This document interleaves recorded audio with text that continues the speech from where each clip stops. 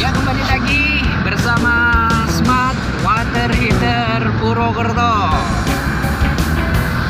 Hari ini hari Minggu, kita tanggal 9 Agustus 2020 sama tim teknisi Smart Water Heater.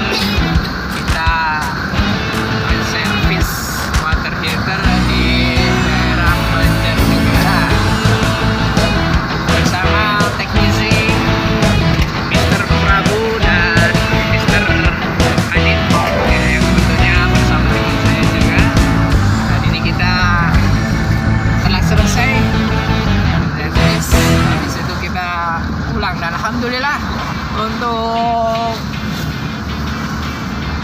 hari Minggu ini kita menyervis 3 tempat di daerah Sokaraja, di daerah Kaleori, dan terakhir di Banjarnegara.